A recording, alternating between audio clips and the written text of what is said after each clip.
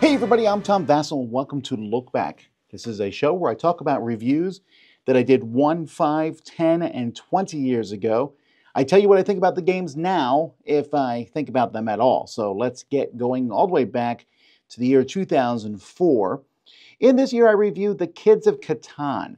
So this is a kid's version of Catan. Has very nice components, a rotating board. It's really simple though. I know, Catan's simple. This is the little kids of Catan, essentially. And it's fine for what it is, a 6 out of 10. Gulo, this is another kid's game, also a young kid's game. Man, I like this one. This one just really stands out, where you're just pulling these eggs out of kind of this little container, and chickens, I mean, just everything about this, but this whole egg thing, little kids can pull the eggs out easier than you can. And I think that works well, makes it a good kids versus adults game. 7 out of 10. Ave Caesar, one of my favorite racing games ever. Chariot racing, mean, quick, fast. It's a game full of laughs. Never really has had a big American release, but it's so cheap over in Europe, so you could easily find a copy of it. 8.5. And then Wallenstein. We just played Wallenstein on a Catch-A-Palooza here a few weeks ago. And really enjoyed that game. Still love it. I think there's so many cool things about it, from the cube tower to the way it works. 9 out of 10 for me.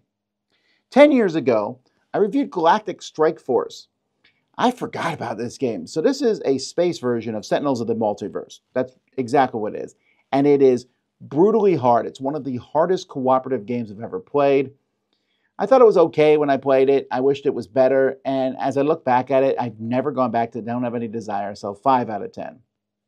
Night Eternal, the game. Have you ever wanted to play 3 Dragon Ante with vampires? Well, this is exactly what this is. 6 out of 10. It's fine if you like 3 Dragon Ante. Very simple game. Brussels 1893. This one, we just got the newest version of this game. We haven't played it yet.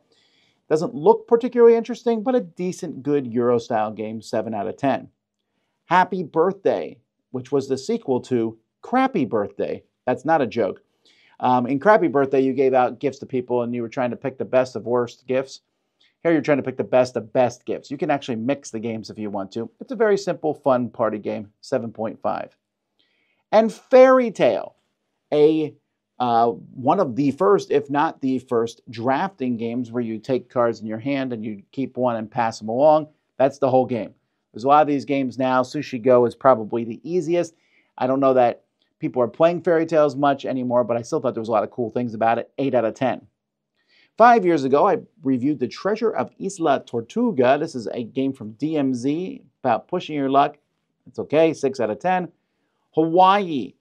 So 5 years ago, I re-reviewed Hawaii, because my original review of Hawaii was just me throwing it in a trash can, and that was the review. And then I said, no, here's the real review, but it wasn't very positive. I always felt bad about it. It's the designer's only game.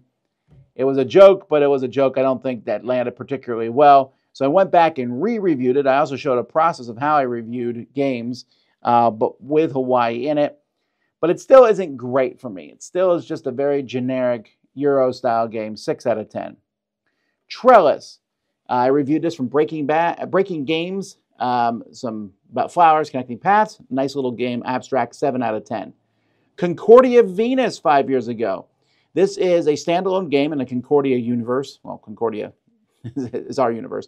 Anyhow, this one allowed you to play 2v2, which works pretty well, actually. I was surprised on that. Or 2v2v2. 8 out of 10. Bloom. This is a little roll and write that I have a lot of enjoyment from. Just connecting flowers and stuff. 8 out of 10. And Chronicles of Crime Noir, which is my favorite way to play Chronicles of Crime. 10 out of 10. I love this old, you say, folks, the detective going around. I just really enjoyed it. Last year, the only game I reviewed this week was Lorcana. I actually was first impressions, but so Lorcana I originally gave an 8 to. I'm dropping it to a 7. Now, this is not because, I've seen the light and the Lorcana buzz has washed over me. The Lorcana buzz never really had a huge effect on me. I like Disney, fine. I like CCGs, fine. And this one was good. I enjoyed it. But it's dropped a bit for me, mostly because Star Wars Unlimited is just killing it.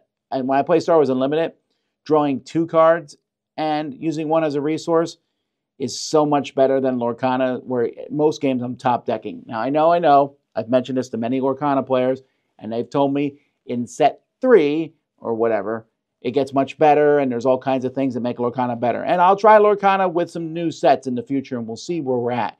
But I'm just saying, base game to base game, Star Wars Unlimited made me realize I like Lorcana. It's fine. It's not a bad game, so 7 out of 10 is not bad. But I feel like there could have been more. So there you go. All right. Well, that's it for Look Back, folks. Thanks so much for watching. I'm Tom Vasel, and this is the Dice Tower.